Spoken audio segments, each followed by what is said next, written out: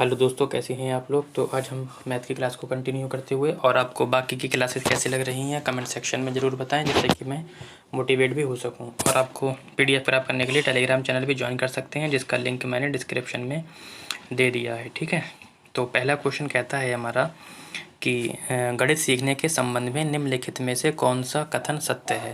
कह रहा है कि ऑप्शन ए, गणित सीखने के लिए एक कठिन विषय है। आमतौर पर लड़कियां गणित में कमज़ोर होती हैं।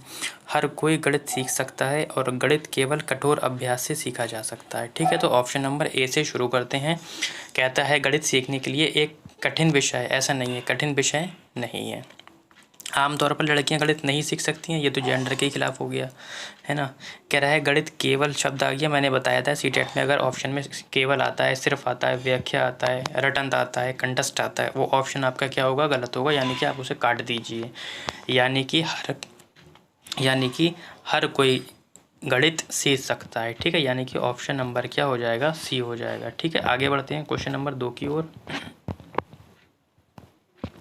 क्वेश्चन नंबर 2 कहता है कि प्राथमिक कक्षाओं में बच्चे गणित में क्या सीखते हैं, इसके आकलन का ध्यान किस पर नहीं होना चाहिए।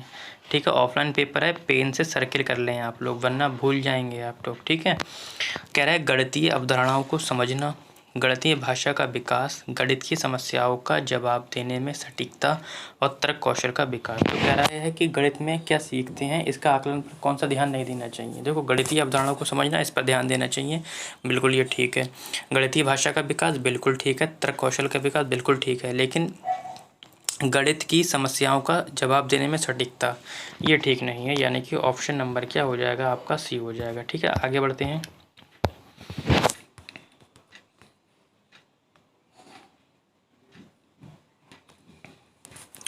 क्वेश्चन कहता है कि तीसरा, निम्नलिखित में से क्या गणितीय तर्कणा का सूचक है।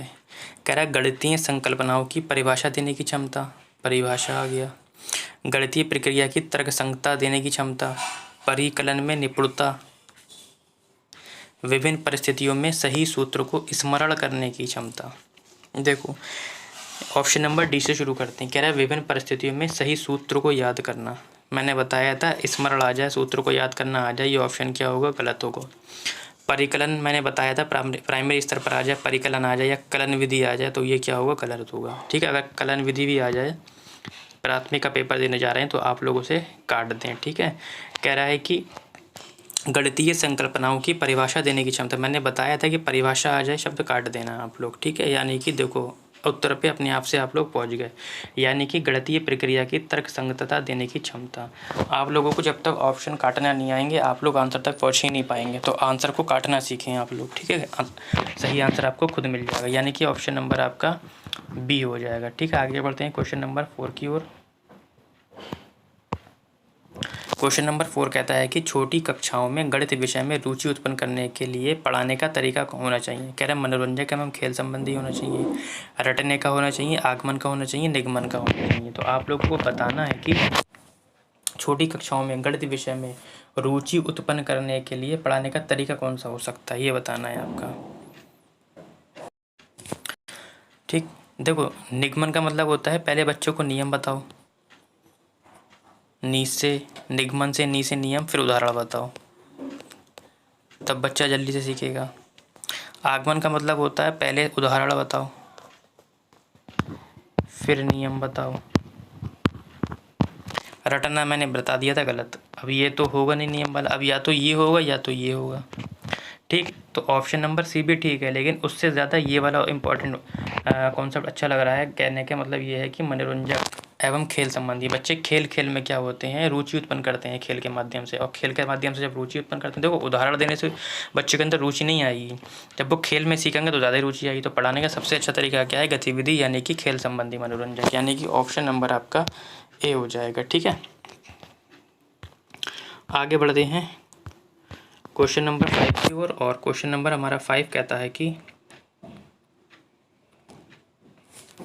गणित सभी विज्ञानों द्वारा एवं कुंजी है।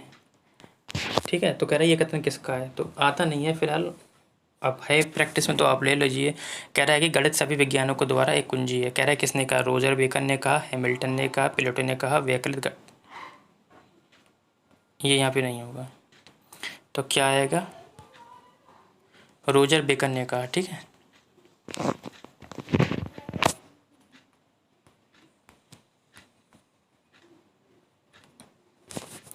कहता है कि गणित मात्रा और स्थान का विज्ञान है जिससे मस्तिष्क में तर्क करने की आदत स्थापित होती है। निम्नलिखित में से कौन गणित की प्रकृति का समर्थन करता है? कह रहा है गणित तार्किक है, गणित अचेतनात्मक है, गणित असंरचनाओं का अध्ययन है, गणित सटीकता को प्रदर्शित नहीं करता। देखो, गणित सटीकता को प्रदर्शित नहीं करता, ये गलत है। करता है। गणित असंरचनाओं का अध्ययन नहीं है, संरचना, ये भी गलत हो जाएगा। गणित अचेतनात्मक नहीं, गणित क्या है? तार्किक है। ठीक है, ये तो आप लोगों को पता ही है कि गणित क्या है? तार्किक है, यानी कि ऑप्शन नंबर ए हो जाएगा। ठीक है, आगे बढ़ते हैं 7 की ओर, और ये क्वेश्चन पूछा हुआ भी है आपका।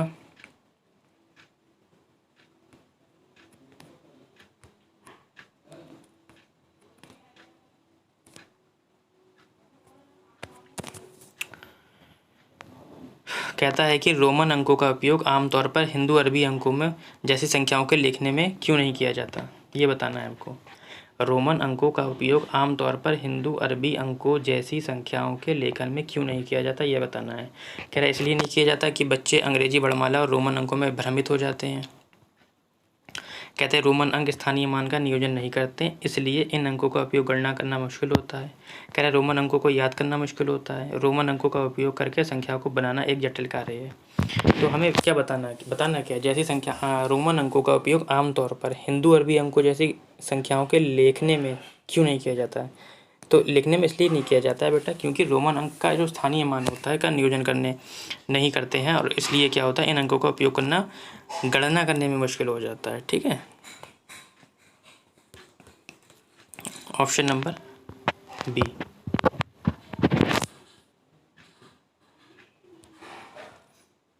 कह रहा है जिस विधि में पहले नियम बाद में उदाहरण बताए जाते हैं वे क्या कहलाती है? मैंने अभी बताया था, निगमन नी से नियम। ट्रिक है ये याद करने की, निगमन नी से नियम।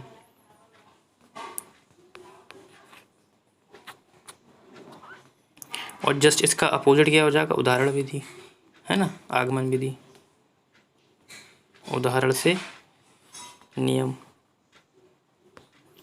ठीक है, तो हमसे पूछा है कि नियम से उदाहरण, तो नियम से उदाहरण किस में आ जाएगा? निगमन विधि में आ जाएगा। ठीक है, ऑप्शन नंबर बी हो जाएगा। ठीक है, आगे बढ़ते हैं क्वेश्चन नंबर 9 की ओर, और क्वेश्चन नंबर 9